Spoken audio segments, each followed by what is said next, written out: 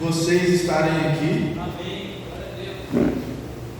E já vou antecipar aqui uma notícia. A gente vai se reunir, a gente vai passar em alguns locais públicos da cidade, para a gente levar a palavra de Deus e convidar mais jovens para o nosso culto, para a gente semear a palavra de Deus na cidade e fazer o que Jesus mandou, que é o ide. Amém?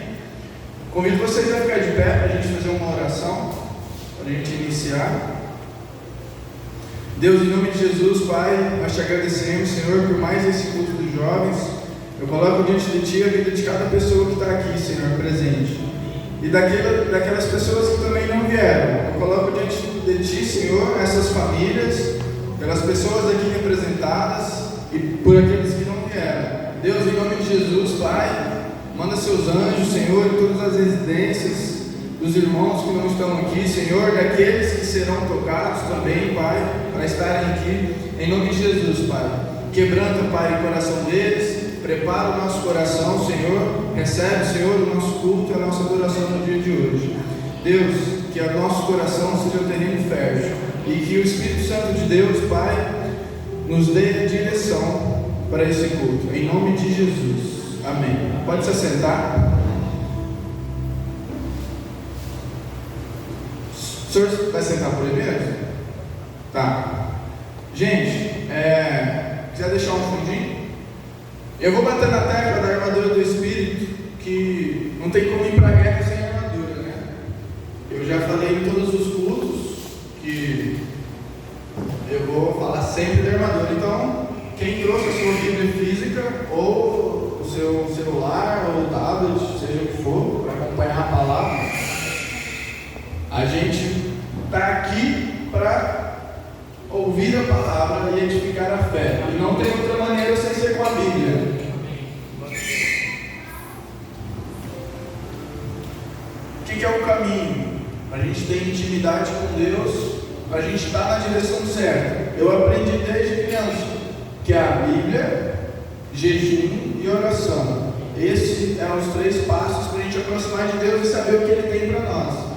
O pastor comentou comigo esses dias lá em casa que tem 2 níveis. A princípio, o que a gente tem para nós, os nossos objetivos e os objetivos de Deus para nós, o que Ele tem para nós.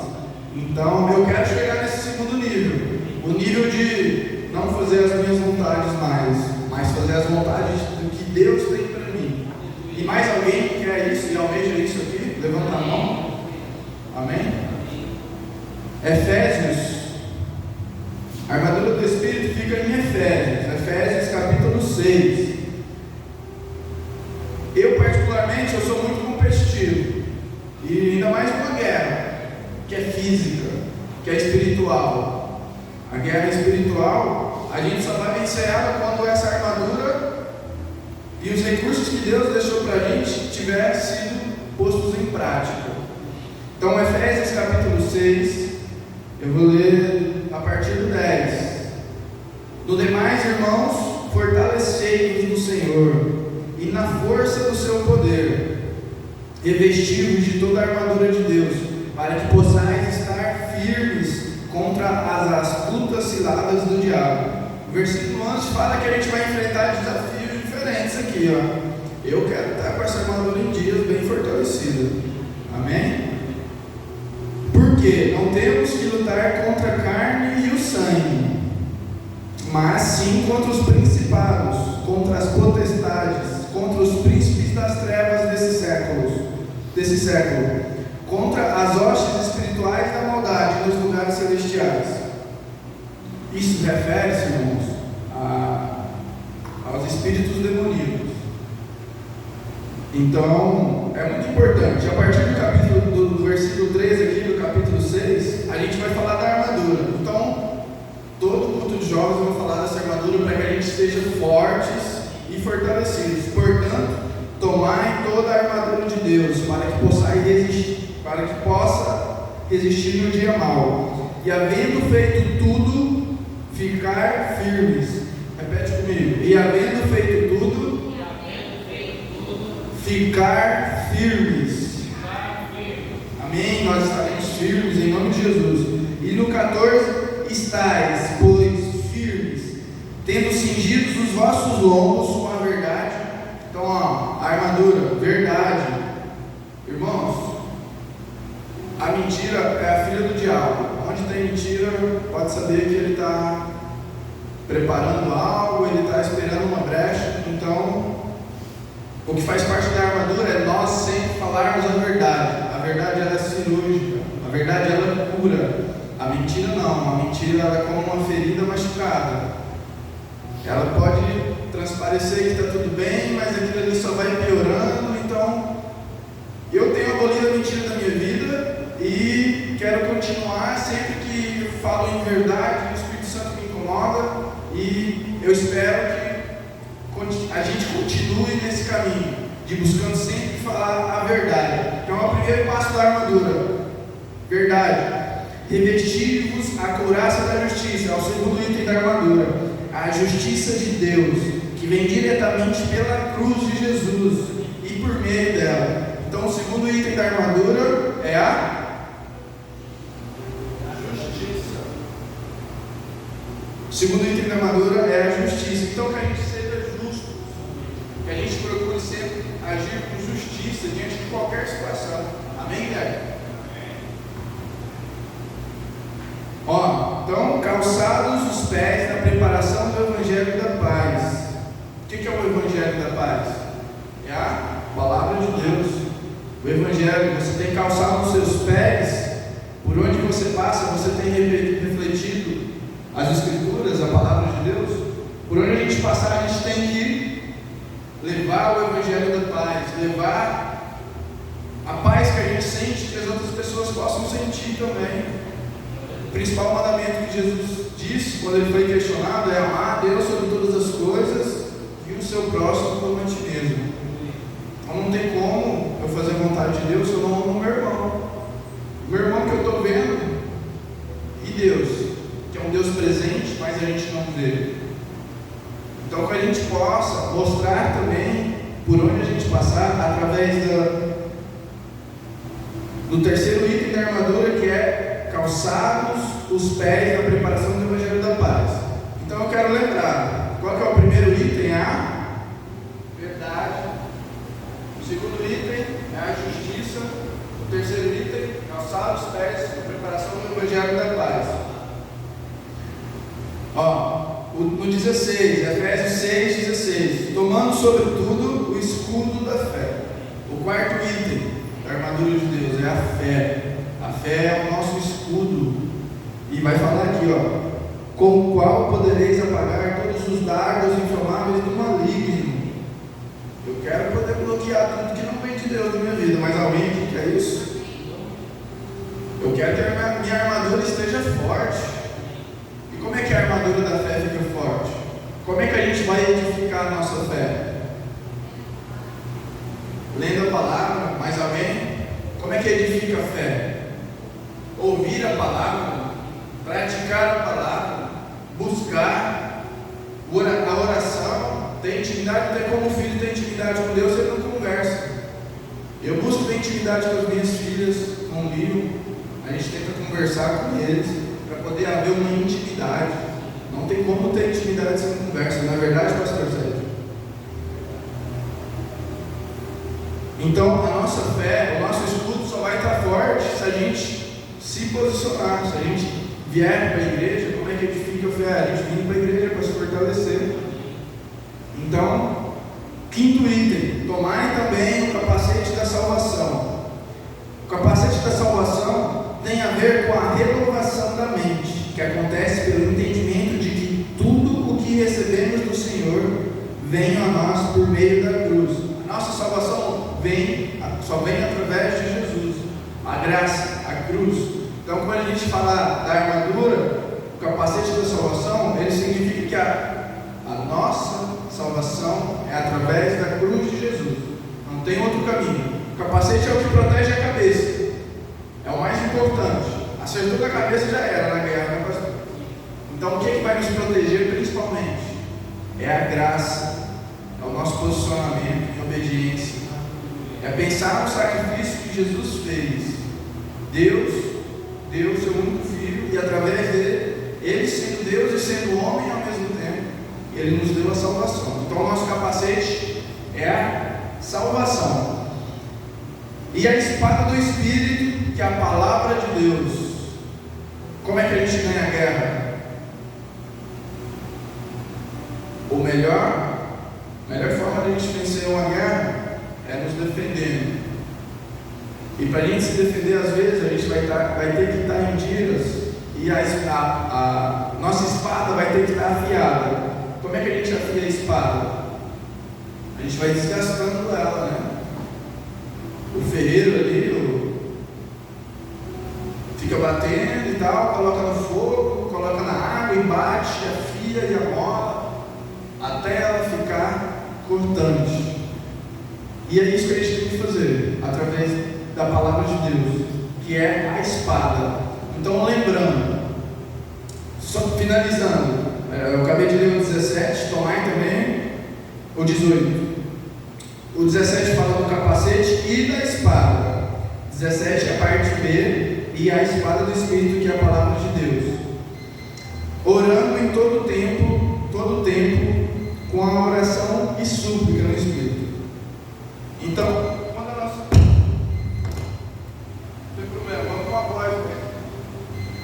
Então, quando a gente toma a armadura de Deus, o versículo 18, ele vai nos falar que a gente tem que estar em oração a todo tempo. Olha o 18, Efésios 6:18, vocês estão acompanhando? Está aqui no telão, né? Orando em todo tempo, com toda oração e súplica no Espírito. Ó, aqui na minha Bíblia de estudo está assim, ó. Uma súplica incessante, até que a oração seja respondida. Até o silêncio de Deus, ele é uma resposta. O silêncio de Deus a gente vê muitas vezes como a travessia do deserto. O pessoal que estava ali no deserto, eles passaram 40 anos. E não era para ficar lá 40 anos. A estimativa era 40 dias. Eles só ficaram lá por conta deles próprios. Porque eles foram insubmissos, eles foram reclamões.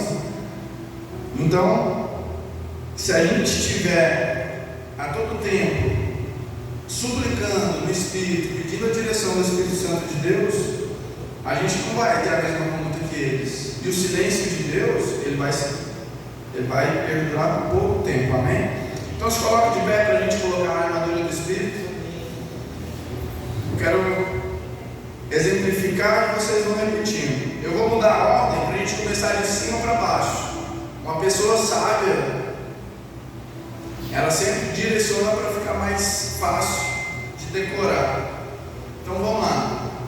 Primeiro eu vou colocar o capacete que vem da cabeça. Coloca o capacete da salvação, a couraça da justiça, o cinturão da verdade, calço os meus pés com a preparação do Evangelho da paz. Então foi 1, 2, 3, 4. O escudo da fé, com o qual poderei apagar todos os dardos inflamáveis do maligno. Desembanho a espada do Espírito, que é a palavra de Deus, orando em todo o tempo, com orações e súplicas. Agora você vai aí do lado do irmão e vai cruzar a espada com ele para ele se preparar para a guerra. Cola com a Freiane. Chega aqui, Gui. Ó, você vai cruzar a espada com ele, agora a gente já está com a armadura e a gente vai se preparar. Chega para cá. Ó, então a gente está com a armadura, vamos se preparar para a guerra. A gente vai sair dessa porta hoje, desse culto, prontos para a guerra, em nome de Jesus. Deus, nós estamos aqui, Pai. A gente acabou de colocar a armadura do Espírito. Deus, nos dê a direção, Pai, para combater o inimigo, Pai. Nos fortaleça, Pai. Nós estamos aqui, Senhor, pedindo a Tua direção, em nome de Jesus, Pai. Nós estamos aqui, Pai, pedindo, Senhor, o Teu entendimento, Pai, Senhor, nos mostra por onde passar, por onde não passar. Deus, em nome de Jesus, Pai, coloca, Senhor, a tua direção, coloca os teus anjos, Pai, por onde a gente estiver, a tua mão protetora, Pai, nos dê, Senhor, a direção, Pai, para que essa guerra seja vencida, para a tua honra e para a tua glória, em nome de Jesus. Amém. Amém. Todo mundo forte. E qual que é o último passo da armadura? Orando em todo o tempo, com oração e súplica, pedindo a direção do Espírito Santo. Amém? Pode se assentar. A gente separou o lado de cá para ficar mais. Você passa no.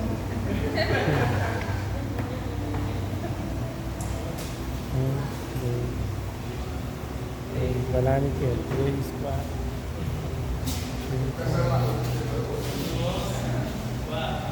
Mais 2 pessoas. Sem correr. Eu falo, calma. Tem espaço para todo mundo.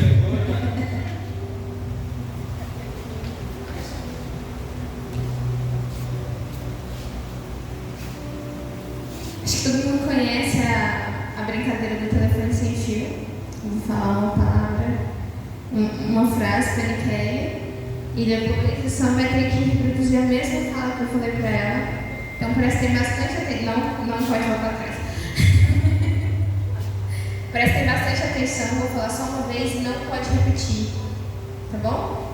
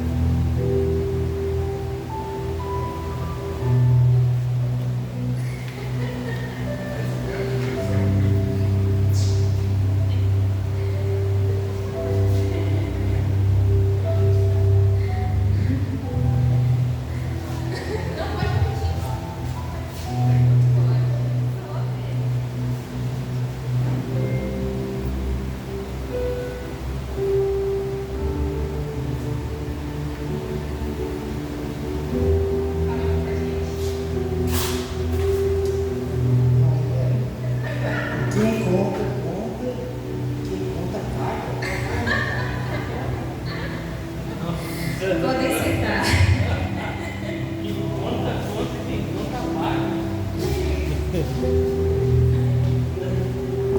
A frase que eu falei foi: quem conta um conto, aumenta um ponto. Queria ler lá em Tiago 3,9 para vocês. Com a língua damos louvores ao nosso Senhor e Pai, e com ela rompemos em maldições contra homens que são feitos à semelhança de Deus. A gente, como cristão, tem que tomar muito cuidado com a fofoca, com aquilo que nós falamos, aquilo que não edifica. O que eu falei para a Kelly não edificou ninguém, que ela contou e foi falando e foi mudando a história e chegou não tem nada a ver no Samuel. Então nós temos que tomar cuidado com a informação que chega até nós. Se veio através de fofoca, continuará sendo fofoca se a gente passar para frente. Então nós temos que nos posicionar e fazer diferente, cortar esse ciclo e preferir bênçãos. Se você vai falar o que vai edificar, amém.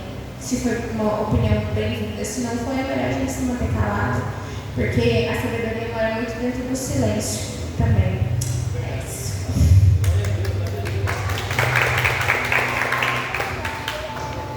Amém. Tiago 3. Coincidentemente, a gente vai falar disso mais tarde. Então vamos adorar a Deus? Vamos. Se você quiser reduzir a luz, Gui, vamos preparar o ambiente para a gente poder receber a reflexão através do louvor. Amém?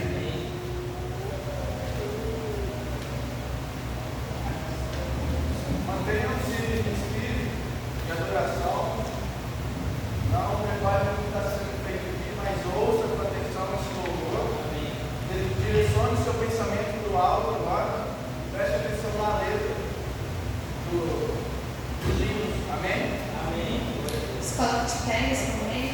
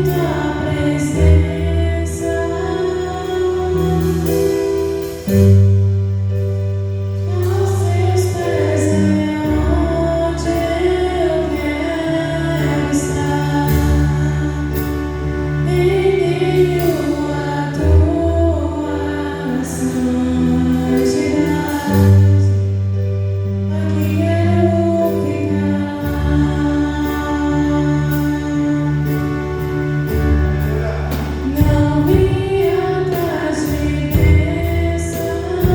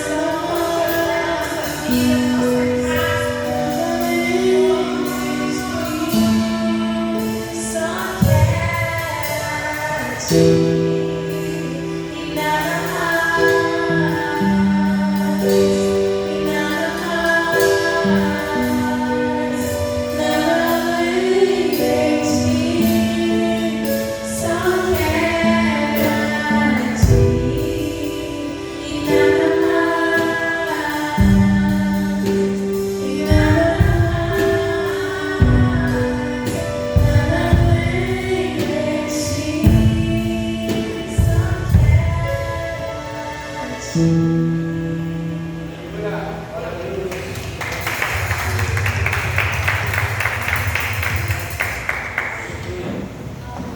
se sentar.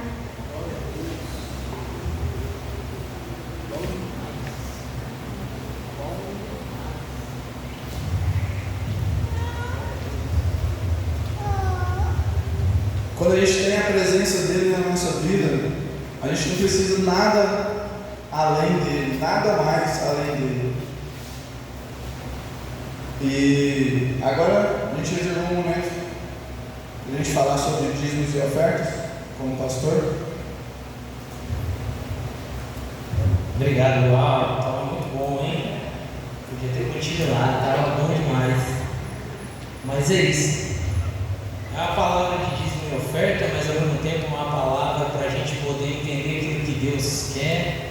É uma palavra para a gente poder crescer, a gente amadurecer. É um ano de amadurecimento, então é muito bom a gente falar sobre isso. Dízimos e ofertas é muito importante. Deus sempre tratou com isso e sempre vai tratar, né? No bolso, mexe demais no bolso, o homem fica, né, muitas vezes fica. E eu aprendi isso desde novo, né? A doação, se doar aquilo que você tem, desde novo, desde meus 12, 13 anos, eu sempre vim aprendendo, quando eu tive entendimento daquilo que Deus gosta, daquilo que Deus quer, e Ele gosta disso, dessa doação como pessoa, doação com emoção, doação na parte financeira, doação em todas as áreas. É muito bom isso. Eu quero ler com vocês aqui sobre, hoje, dois irmãos muito famosos da Bíblia, Caim e Abel, né? Tem alguém que não conhece Caim e Abel e a historinha? Você não conhece a historinha? Conhece? Conhece? Valerinha conhece? Fala pra mim, Valéria, conhece? Sim? Todos conhecem, né? Todos conhecem Caim e Abel. Então vamos lá, Gênesis 4. Vamos lá, vamos ler Gênesis 4, gente. Vamos juntos.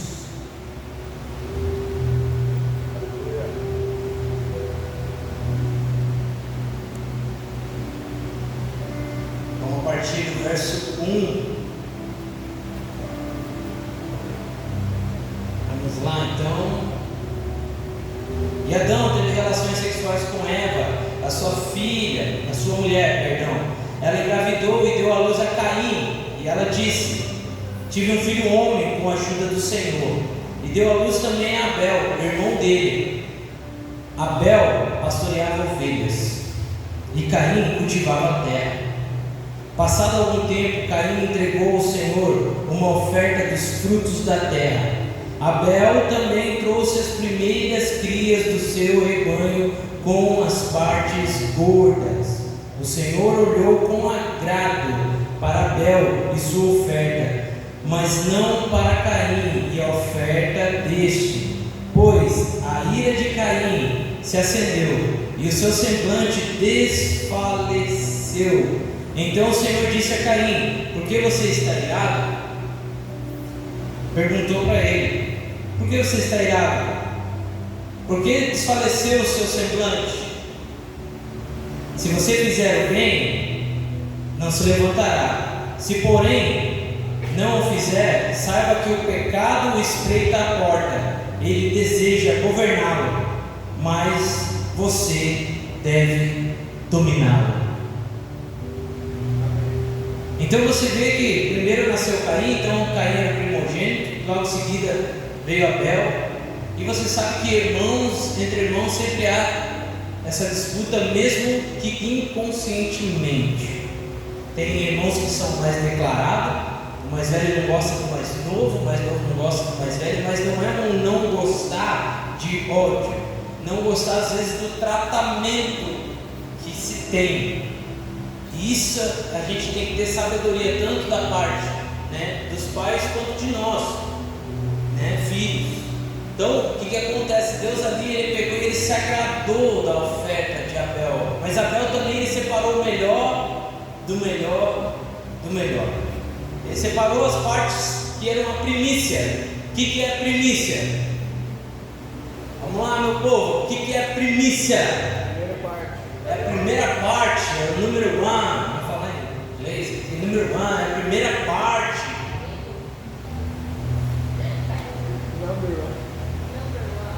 Number 1. Então é a primeira parte de tudo aquilo que ele recebeu de Deus. Ele foi lá, ele escolheu.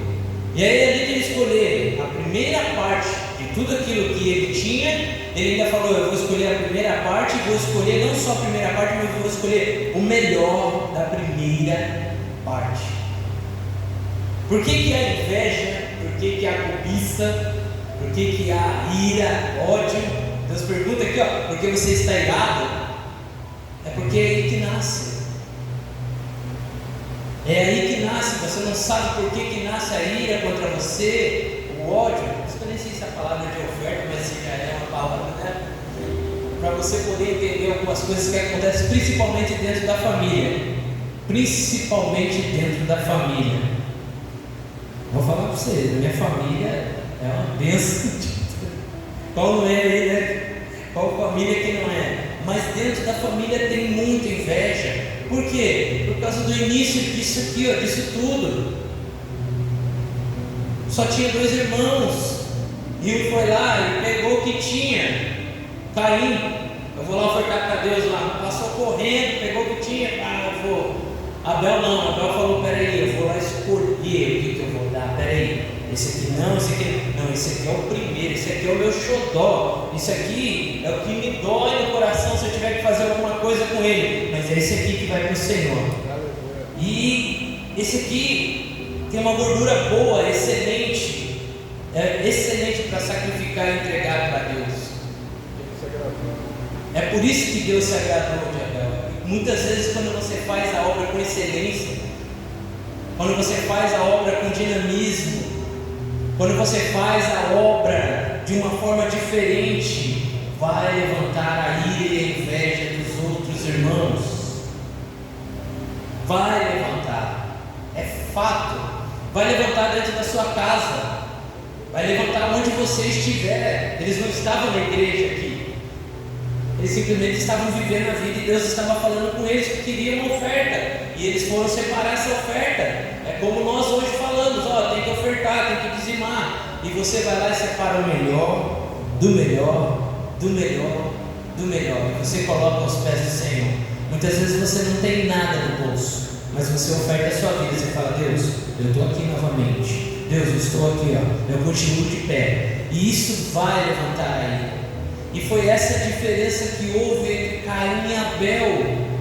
Por quê? Porque quando chegou e Caim colocou, e veio Abel e colocou do lado, Deus automaticamente. Eu fico assim impressionado como o nosso Deus, ao mesmo tempo que Ele é tão cirúrgico e Ele é tão educado, Ele é tão bocudo. Porque Ele chegou e falou: Abel, eu gostei da tua oferta. Deus não precisava falar. Ele podia receber as ofertas e tal, mas Ele falou: Abel, eu me agradei da sua oferta. Deus, Ele quer se agradar da sua, da minha oferta.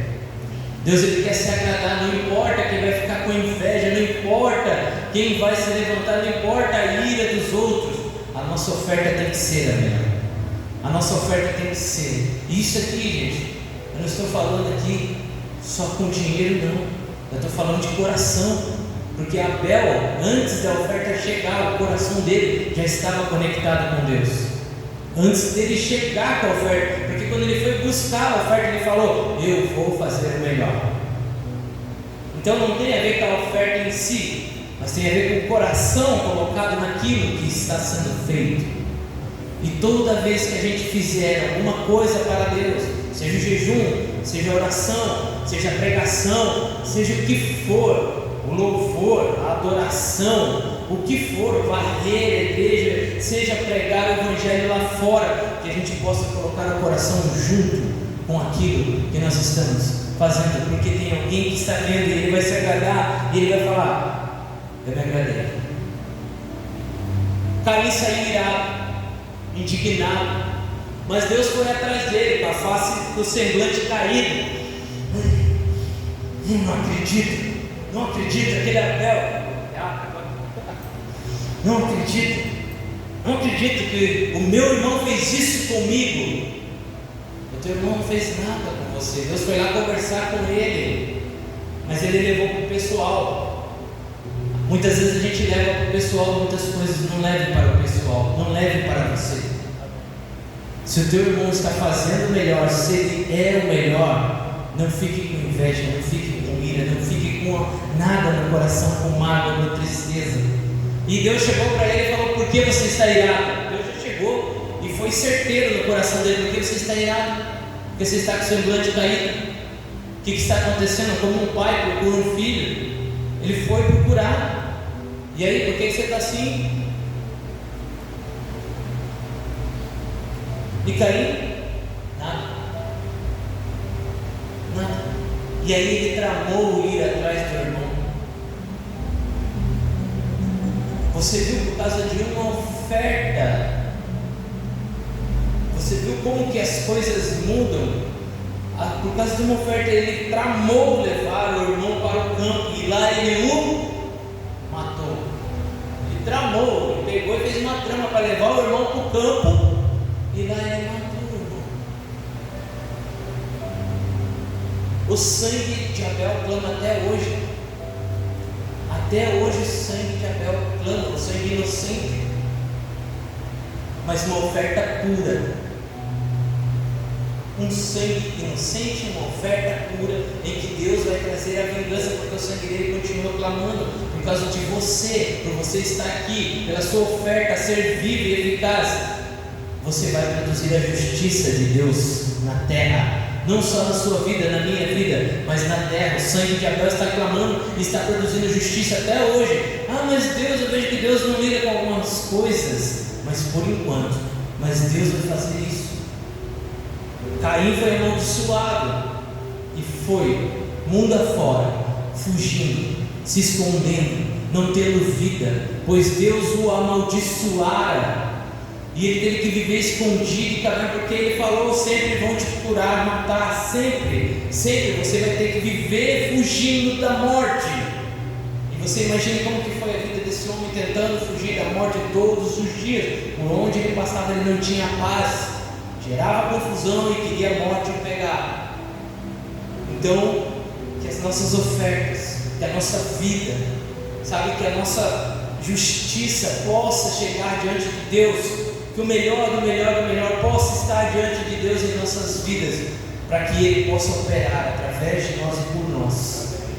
Eu quero que você entenda isso nessa noite, que o melhor não está só aqui no dinheiro, mas aqui também a gente vai mover, aqui também Deus vai fazer, mas com o coração no lugar certo, com o dinheiro no lugar certo, com a graça no lugar certo, com a misericórdia no lugar certo, com os desejos no lugar certo, com as emoções no lugar certo, tudo encaixado, para que Deus possa olhar para você e falar: eu vou fazer justiça na terra por causa deste homem, por causa desta mulher.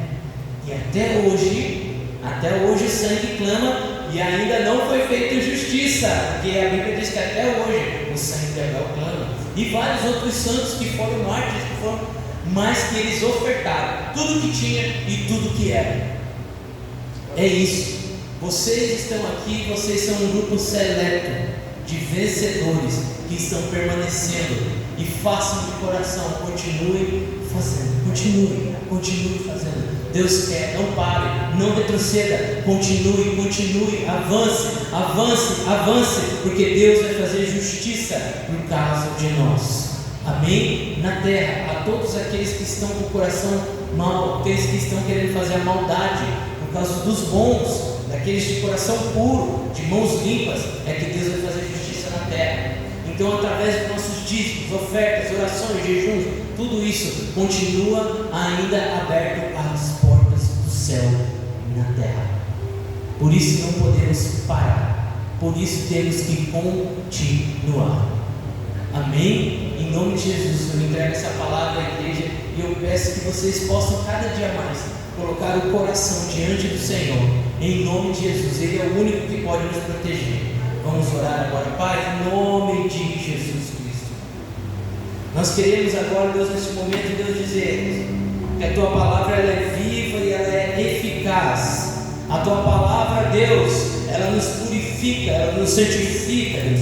Ela faz com que a gente possa, Deus, derrubar, quebrar todas as fortalezas que estão na nossa mente, Pai. Paulo disse, Deus, sobre as fortalezas na mente, Pai. Foi pregado, Deus, essa semana sobre as fortalezas na mente. Se a gente não mudar a mentalidade, se a gente não destruir, Deus, aquilo que está barrando a gente na mente, a gente não consegue se conectar ao espiritual, ao céu.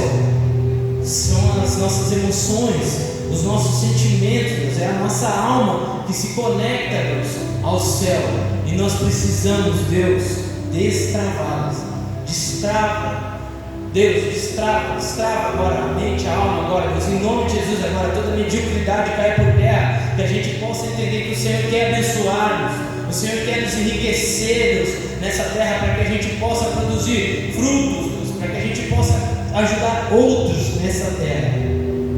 Prospere essa casa, prospere os filhos desta casa, para que a gente possa ajudar, Deus, essa sociedade, Deus. Porque, Deus, a autoridade na terra está sobre a igreja. A autoridade na terra não é sobre os governantes, não é sobre presidente, governador, senador, deputado. Não. A maior autoridade que existe na face da terra se chama igreja.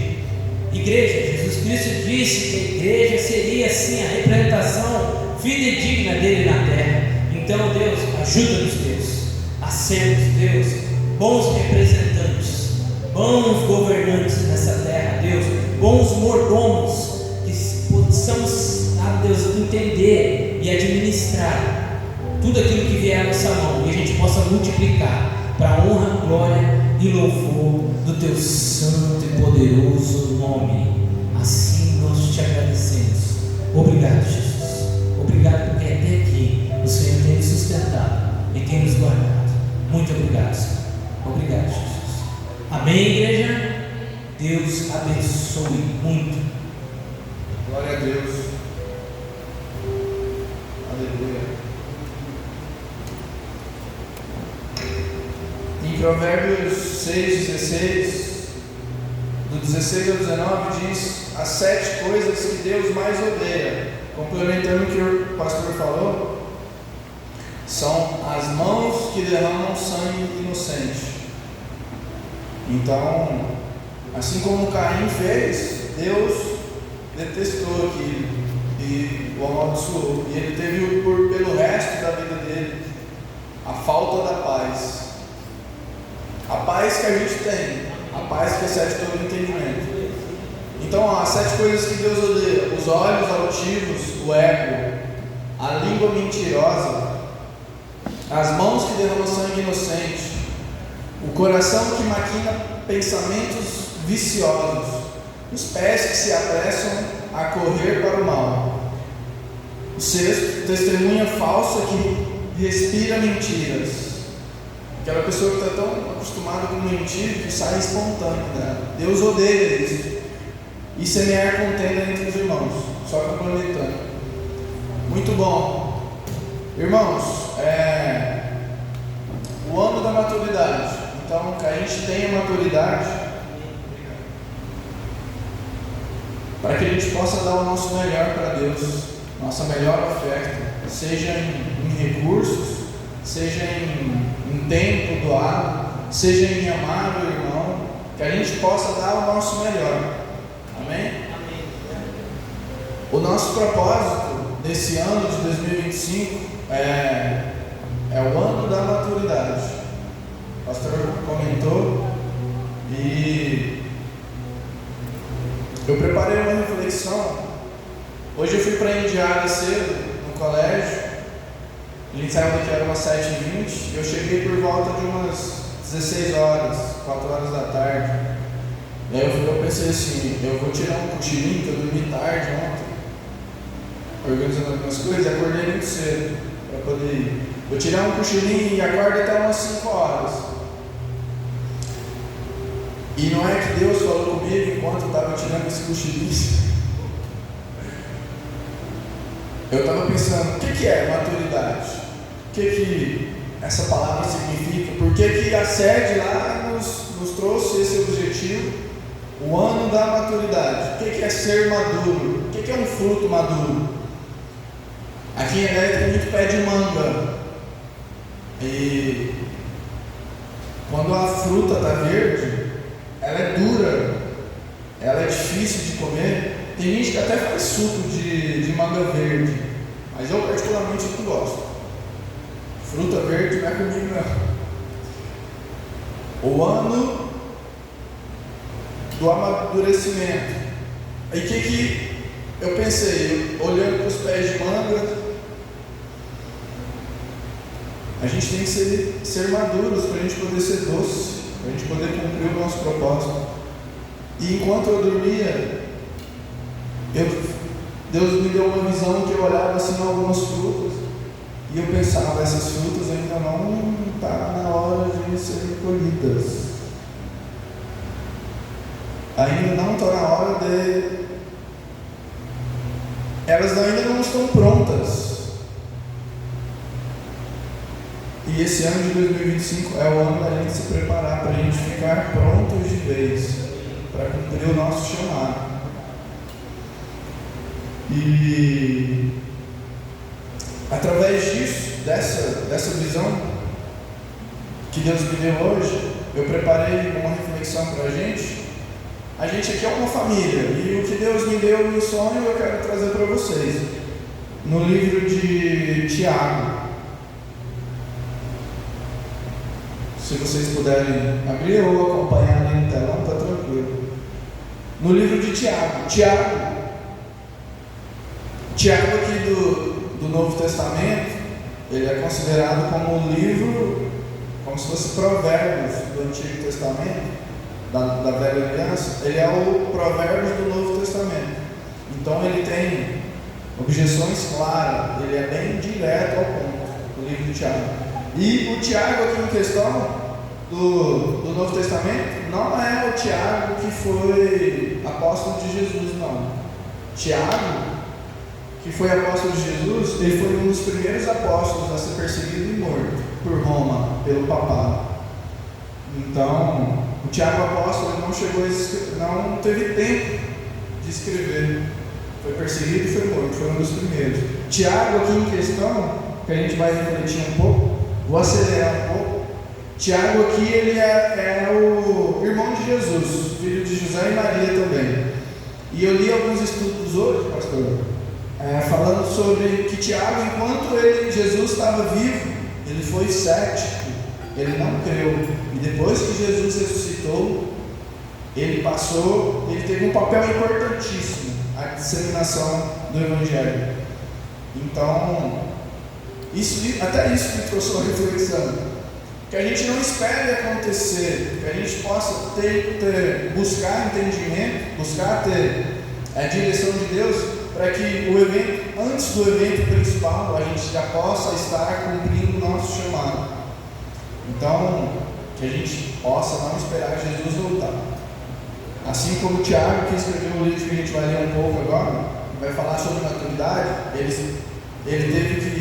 Jesus teve que morrer para ele se tocar que aquilo tudo era verdade, e que a gente não seja como Tiago, mesmo ele tendo sido usado, e para aqui na Bíblia, que a gente não seja como ele, que a gente possa cumprir o nosso propósito desde já, a partir desse ano, que a gente possa ser frutos doces na vida dos nossos irmãos, amém? No livro de Tiago, eu separei aqui para a gente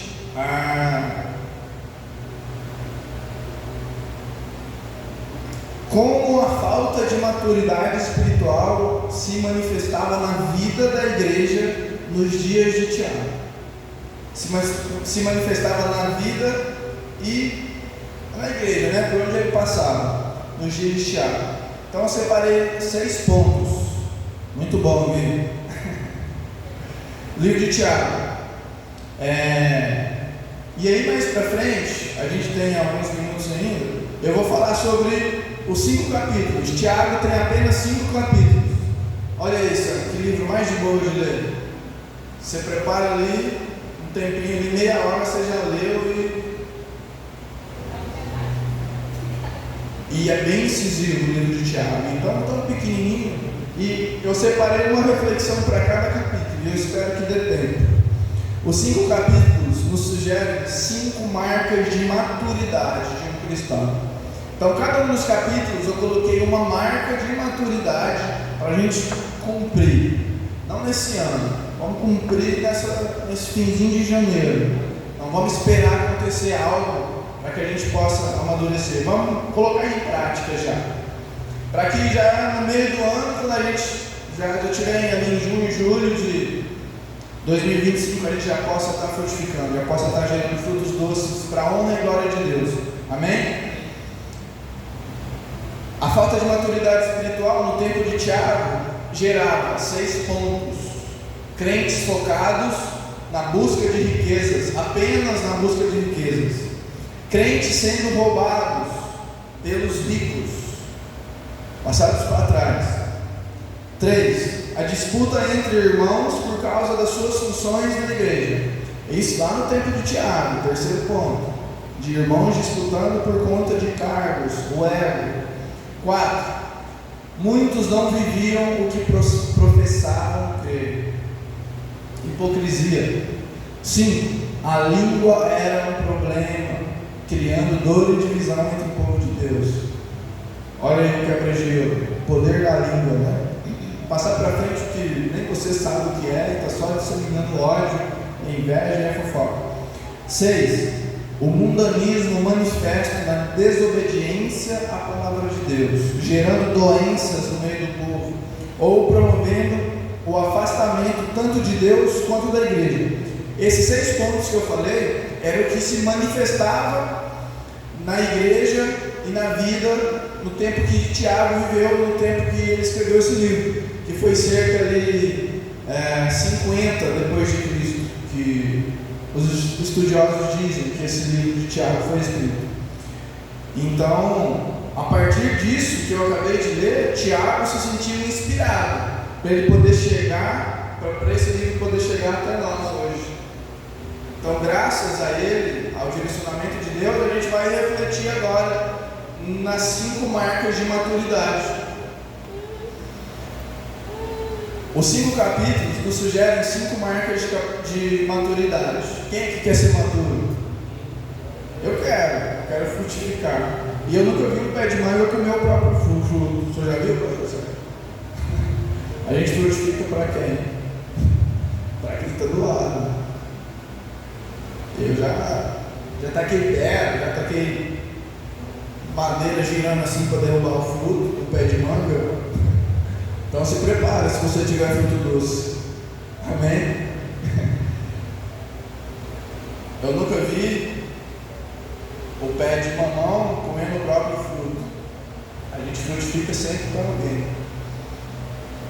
Eu fazia o ensino médio ali em Goiânia, ali no Novo Horizonte, no Colégio Médio, quando eu comecei a ter algumas aulas de história que iam contra o que eu cresci escutando, em casa e na igreja.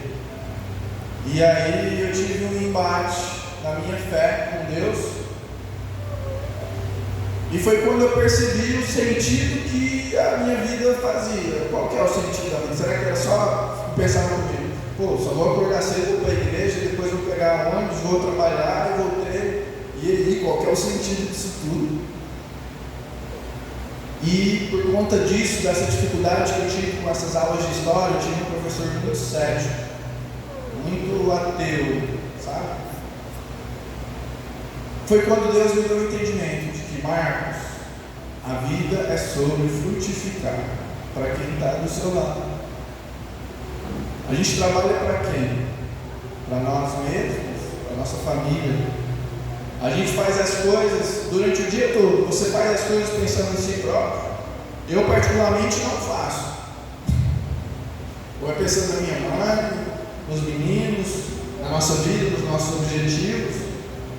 Então é isso. O sentido da vida é frutificar. E nossos frutos estão podres, cheios de bicho, verde.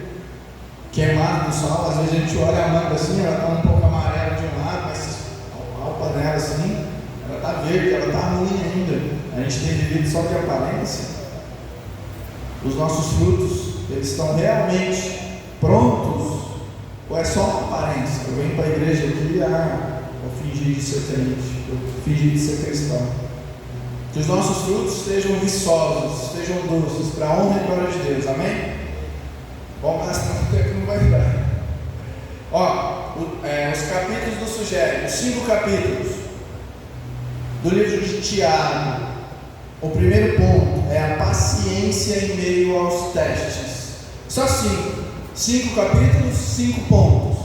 E eu sugiro que vocês leiam o livro de Tiago em casa completo. Eu vou ler alguns versículos aqui, porque não vai dar tempo. Mas a paciência em meio aos testes. Os testes geram paciência. No capítulo 1, eu vou ler rapidinho. Que fala, as tribulações que vêm de fora. Tiago, capítulo 1. Tiago, servo de Deus e do Senhor Jesus Cristo. Aqui ele estava se referindo às 12 tribos. Ele estava escrevendo essa carta para as 12 tribos que estão dispersas. Saúde. Meus irmãos, no versículo 2: meus irmãos, tende por grande gozo quando cairdes em várias tentações, sabendo que a prova de vossa fé opera paciência.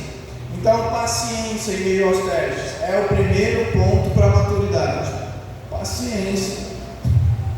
Aconteceu alguma coisa, você é ativo, eu vou ferir as pessoas, eu vou chegar metendo o pé e aí? Paciência é um fruto do Espírito, Gálatas 5. Você tem semeado mais na carne para colher raiva ou mais no Espírito para colher paciência? Os frutos da carne e do Espírito estão lá em Gálatas 5. Depois vocês leem também.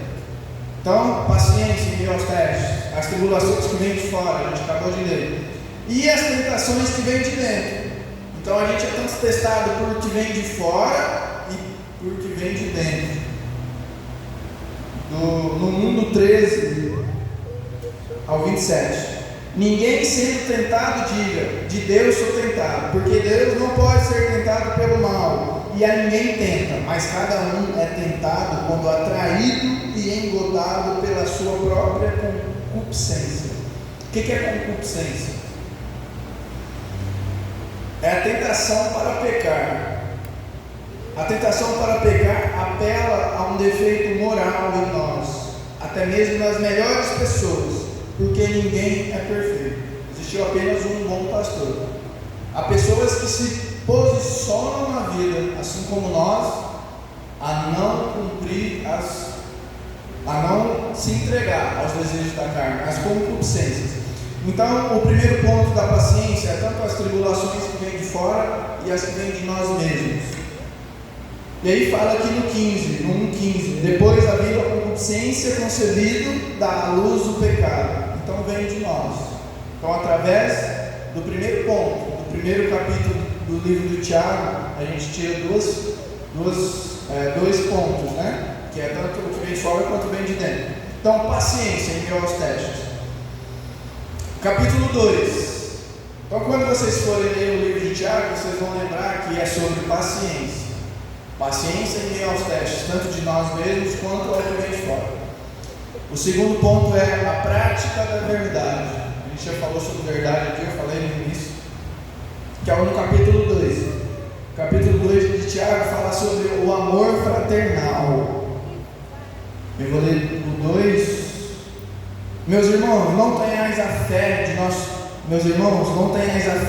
Senhor Jesus Cristo, Senhor da glória, em acepção de pessoas. Porque se em sua congregação entrar algum homem com um anel de ouro no dedo, de uma roupa luxuosa, e entrar também algum pobre com roupa rasgada, e atentardes para que o que traz vestimenta preciosa lhe disseres: assenta tu aqui no lugar de honra, e disseres ao pobre que está com a roupa rasgada: tu fica em pé, ou assenta aqui debaixo do meu estrado. Porventura não fizeste distinção entre vós mesmos, e não vos fizeste juízes de maus pensamentos? Ouve, meus amados irmãos. Não escolheu Deus porventura os pobres deste mundo para que sejam ricos na fé e herdeiros do reino que prometeu aos que o amam? Mas vós desonrastes o pobre. Não vos oprimem porventura os ricos, e não são eles os mesmos que vos arrastam aos tribunais? Porventura não blasfemam eles o bom nome que foi invocado sobre vós? Todavia, se cumprirdes conforme a Escritura, a lei real, amarás o teu próximo como a ti mesmo, bem fazeis. Mas, se fazeis acepção de pessoas, cometeis pecado, e sois redarguidos pela lei como transgressores. Amarás o teu próximo como a ti mesmo. Palavras de Jesus, o principal mandamento. Amar a Deus sobre todas as coisas e o teu próximo como a ti mesmo. Então, qual que é o primeiro capítulo de Tiago? Vai falar sobre o quê? Paciência e meus testes. Há os dois tipos de testes, o que vem de fora e o que vem de dentro. Capítulo 2, a prática da verdade. Praticar a fé e o amor. O cara chegou bem vestido, senta aqui, melhor cadeira, melhor lugar. Vamos fazer acepção de pessoas, gente. É a roupa, é o que sai, é o que sai de nós. Vamos amar o nosso irmão que está com um cheirinho assim mais forte. Ontem a gente teve uma visita aqui, depois do estudo bíblico. Teve um irmão aqui que estava um pouco assim, mais cheirosinho que os demais. A gente amou ele, né? Abraçou ele, né, pastor? Independente da vestimenta, independente se está cheirando bem, se está cheirando mal. Jesus sentava, Jesus estava em meio aos doentes, que a gente possa seguir esse exemplo. Que a gente possa exercitar a fé e o amor. E o segundo ponto do capítulo 2 é a fé e obras, que eu vou ler no capítulo 2, do 14 ao 26. Capítulo 2, do 14 ao 26. Meus irmãos, que aproveita se alguém disser que tem fé e não tiver obras. Porventura, a fé pode salvá-lo? É uma pergunta. A fé pode salvá-lo se não tiver obras? Pode não, agora. 15. E se o irmão ou a irmã estiverem nus e tiverem necessidade do mantimento cotidiano, e algum de vós me disser, ide em paz, aquietai-vos e fartai-vos, e não lhes derdes as coisas que são necessárias para o corpo, que proveito virá daí? Olha aí, a nossa fé, se a gente não ajuda quem está do lado, a gente vai pregar, vai falar de Deus, mas e aí, você está olhando, a pessoa está com fome, está com roupa rasgada, não tem aonde dormir. Então o segundo ponto do capítulo 2 é a fé e obras. O primeiro é a fé e o amor, o segundo é a fé e obras. Amém? 3, capítulo 3, terceiro ponto, controle a língua, a maturidade. A gente está falando assim com marcas de maturidade de um cristão, a partir só do livro de Tiago. Se contar que tem uma Bíblia inteira aí para nós.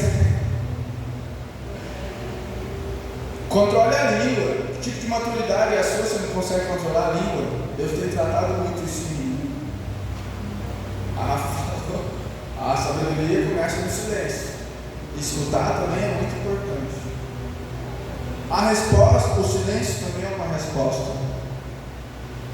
Então, no capítulo 3 vai falar sobre controlar a língua. E ele começa exortando aqui no capítulo 3, olha, meus irmãos, muitos de vós não sejam mestres, sabendo que receberemos mais duro juízo. Aqui ele está falando sobre os líderes. A gente que se posiciona para poder cuidar, todos aqui têm chamados para cuidar de pessoas. Ele está falando aqui os mestres, né? Eles receberão mais duro juízo. Isso se refere ao fato de que lidar de maneira errada com a palavra de Deus trará, no tempo devido, problemas muito graves para a pessoa. Deus considera o professor como mais responsável que o aluno.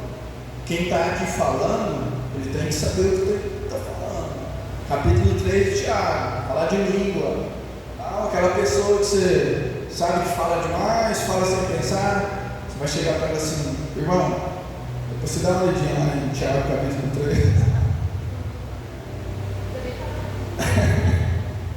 Amém? Qual que é o primeiro ponto para a gente ser maduro do livro de Tiago? Paciência. Eu vou lembrar. Paciência é o segundo. A prática da verdade. Terceiro, controlar a língua. A gente está lendo agora. E o segundo ponto é as ilustrações a respeito da língua, que é o 3, do 3 ao 12. Olha, nós pomos freio nas bocas dos cavalos para que nos obedeçam e conseguimos dirigir todo o seu corpo. Todo mundo aqui já andou a cavalo, freio, você puxa para cá e vai para cá, puxa para cá e vai para cá. Se quiser parar, você puxa os dois juntos. E a gente vai ser controlado a partir da nossa língua. Assim como está falando, nós colocamos o freio na boca dos cavalos para que eles nos obedeçam e conseguimos dirigir o seu corpo. Vede também a naus, que embora sendo tão grandes e levadas de impetuosos ventos, se viram como um bem pequeno leme, para onde quer que a vontade de quem as governa. As grandes embarcações é uma coisa pequena que controla ele, assim como a nossa língua. Olha o tamanho da nossa língua, mas que controla a nossa língua. Assim como o leme controla as grandes embarcações, a nossa língua nos controla e nos direciona. Amém? 5 passos: paciência, a prática da verdade, o controle da língua. Capítulo 4. Capítulo 4 do livro de Tiago. Muito bom esse livro, viu? Ser um pacificador e não um agitador. Vulgo criador de problemas. Eu li agora há pouco as 7 coisas que Deus abomina, e a 7ª fala sobre semear contenda entre os irmãos. Olha aí, o 4º ponto para a gente ser cristãos maduros: ser um pacificador e não um agitador. O primeiro ponto do capítulo 4 é do 4, 1 ao 3.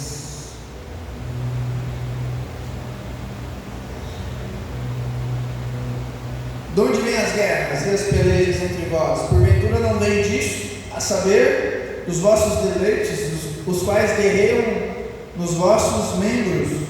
Cobiçais e nada tendes, matais e invejais e nada se podeis obter. Combateis e guerreais e nada tendes, porque nada pedis. Pedis e nada recebeis, porque pedis mal, para o gastardes em vossos próprios deleites. Tiago capítulo 4, eu li do 1 ao 3. E do 4 ao 7 vai dizer: adúlteros e adúlteras, não sabeis vós que a amizade do mundo é inimizade contra Deus?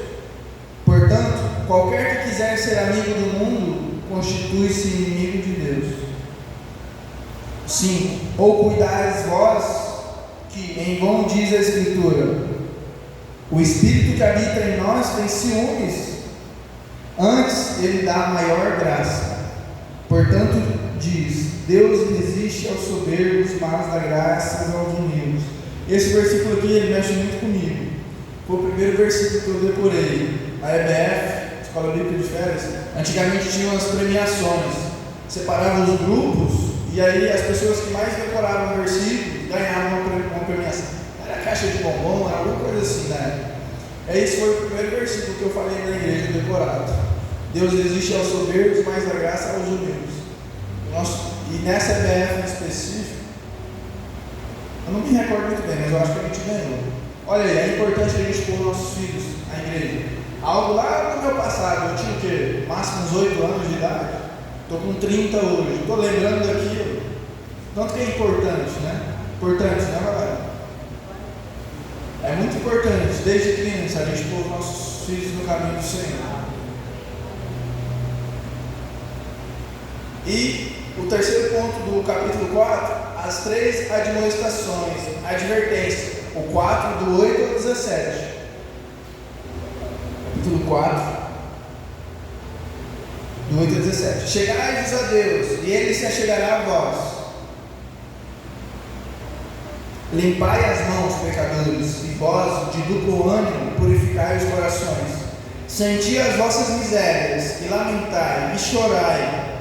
Se o vosso converta-se o vosso riso em pranto, e o vosso gozo em tristeza. Isso se refere ao arrependimento verdadeiro, que significa que confessamos o nosso pecado, de confiar em algo que não a cruz, procurando desse modo o perdão. Devemos nos arrepender não só pelo mal, mas também pelo bom. Com isso, estou me referindo ao fato de arrependimento de coisas boas para termos vitórias na vida, mas que, no entanto, não é a cruz. Você é do bem ou você é de Deus? A questão é essa. Nem sempre o que é do bem é de Deus. E essa visão é o Espírito Santo que te dá. É uma ótima reflexão. Dá até uma pregação só disso aí, do bem, você é do bem ou de Deus. Então aqui o capítulo 4, ele vai nos ensinar como a ser um pacificador, através da guerra, que fala no início do capítulo 4, dos inimigos, né? A gente leu do 4 ao 7, e dessa admoestação que a gente leu agora, que finaliza 17 dizendo: pois aquele que sabe fazer o bem e não faz, comete pecado. Então que a gente possa ser pacificadores e não agitadores. A gente, diante de um problema, a gente fala, vai, toma. Não. A gente vai lá para pacificar, né? Sejamos sábios. O quarto ponto, capítulo 4. E para a gente finalizar, no capítulo 5 de Tiago, ser um intercessor em meio às tribulações. Olha os pontos da maturidade. Vou relembrar: ter paciência em meio aos testes, a prática da verdade, o controle da língua, ser um pacificador e não um agitador, e agora o 5, ser um intercessor em meio às tribulações. O que é ser um intercessor? A intercessão é você ligar no espiritual aquilo que você quer que aconteça na terra. A Bíblia fala que tudo que ligar na terra está ligado nos céus, tudo que está ligado nos céus, ligado na terra. Então, se a gente interceder por algo, a oração de um justo vale muito. Então, ser o intercessor. O capítulo 5, do 1 ao 19 diz, Tiago, capítulo 5. E aí, pois, agora vós, ricos, chorai e lamentai por vossas misérias, que sobre vós hão de vir. Vossas riquezas estão apodrecidas, e as vossas roupas estão comidas de traça. O vosso ouro e a vossa prata se enferrujaram, e a sua ferrugem dará testemunho contra vós, e comerá como fogo a vossa carne. Entesourastes para os últimos dias. Então, aqui está falando das pessoas que ficam acumulando tesouro ali, e aí, você vai ficar acumulando para os últimos dias, e aí? Vai enferrujar, a traça vai comer, vai tudo se perder. O 4. Eis que o jornal dos trabalhadores que ceifaram as vossas terras, e que foi diminuído por vós, clama. Às vezes as pessoas juntaram tesouros, passando pessoas para trás, passando por cima de leis, não cumprindo a lei dos homens. Então, essa passagem, o 5:4, nos diz que, com razão, que muito tesouro foi acumulado à custa de outras pessoas. Então, olha aí o ponto da gente ser intercessores, que a gente possa pedir, que a gente possa interceder, tanto por nós, quanto ao nosso irmão e para a nossa família, que tudo seja direcionado e tudo seja no centro da vontade de Deus. Que quer dizer as tribulações econômicas, faz parte do quinto ponto da maturidade. O pastor comentou aqui agora sobre isso. As tribulações econômicas. Caim matou Abel. Ele Deus disse que se agradou da oferta de Abel e eles ficou com raiva por causa disso. A maturidade vem daí, que o meu irmão seja agradecido. A gente faz parte de um propósito juntos. Por que eu vou me entristecer se o meu irmão está se destacando com o Pai? Eu tenho que me alegrar. Então, as tribulações econômicas e as tribulações físicas, para finalizar o segundo ponto do capítulo 5. As tribulações físicas fala no 5, do 10 ao 16. Tiago, capítulo 5, do 10 ao 16. Meus irmãos, tomai por exemplo de aflição e paciência os profetas que falaram em nome do Senhor. Eis que temos por bem-aventurados os que perseveram. Ouvistes sobre a paciência de Jó, e vistes o fim que o Senhor lhe deu, porque o Senhor é muito misericordioso e piedoso. Mas, sobretudo, meus irmãos, não julgueis nem pelo céu, nem pela terra, nem façais qualquer outro juramento, mas que seja a vossa palavra, sim, sim, ou não, não, para que não caiais em condenação. Está alguém entre vós aflito? Faça oração. Está alguém alegre? Cante louvores. Está alguém doente entre vós? Chame os presbíteros, os líderes da igreja, e orem por ele, ungindo com azeite em nome do Senhor. Então, o quinto ponto da maturidade que o capítulo 5 de Tiago nos ensina a gente vai passar por tribulações econômicas. O pastor comentou que isso às vezes abala o cidadão. E também a gente vai passar por tribulações físicas, mas a gente tem vários exemplos, assim como o capítulo 5 de Tiago nos ensina aqui. Os outros livros da Bíblia também nos ensinam muito. Amém? Se coloque de pé nesse momento, que a gente possa, quando tiver um tempo em casa, ler com calma o livro de Tiago. Separa um tempo para você refletir na Bíblia. Como é que a gente vai fortalecer o estudo se a gente não exercita a fé? A fé vem pelo ouvir, pelo ler, praticar, jejum, Bíblia e oração. Então, eu sugiro que vocês leiam com calma o livro de Tiago e lembrem dos pontos: ter paciência, praticar a verdade, controlar a língua, ser um pacificador e não um agitador, e ser um intercessor em meio às tribulações, tanto econômicas quanto físicas.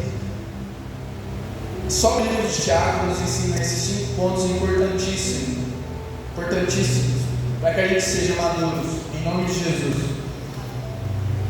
E eu quero mas o Senhor me ajuda? Quero estar ungindo a gente, para a gente finalizar o culto, para que a gente possa, a Bíblia fala, a gente acabou de ler, que quando alguém dentre vós está doente, chame os presbíteros da igreja, ore por ele, ungindo com azeite em nome do Senhor. Independente de qual seja o que está me ferindo hoje, seja no âmbito físico, emocional, espiritual, eu creio na palavra de Deus. E aqui fala que a partir disso, desse ato profético, nós seremos curados. Amém?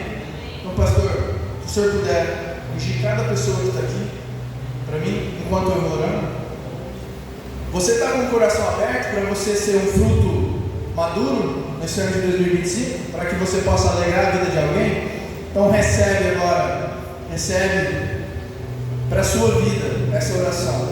Estenda suas mãos, recebe em nome de Jesus. Deus, nós não somos ninguém sem Ti, Pai. Nós estamos aqui reunidos e nós Te pedimos, Pai, que nós sejamos cristãos maduros. E agora, a partir desse ato profético, eu coloco, Senhor, a vida de cada pessoa que está aqui. Em nome de Jesus, Pai, eu profetizo sobre as nossas vidas. Nós seremos cristãos maduros. Nós diremos a verdade, nós teremos paciência, nós saberemos controlar a nossa língua em nome de Jesus, para a Tua honra e glória. Nós teremos sabedoria, Pai, nós seremos pacificadores, nós intercederemos, Pai, ao orar os irmãos, tanto nas tribulações financeiras ou físicas. Pai, em nome de Jesus, eu coloco diante de Ti, Pai, a minha vida, a vida do pastor Sérgio, em nome de Jesus, Pai. Eu coloco diante de Ti a nossa vida física, a nossa vida emocional, a nossa vida espiritual. Deus, prepara aqui os teus servos. Em nome de Jesus, nós estamos aqui sedentos por ti. E eu creio que a partir de agora nós estaremos curados e nós seremos cristãos maduros, para a honra e para a glória de Deus. Em nome de Jesus, eu profetizo sobre a nossa vida. Em nome de Jesus. Aleluia. Amém. O culto está encerrado. Vai em paz. Que a mão poderosa de Deus esteja por onde a gente passar. Em nome de Jesus. Aleluia.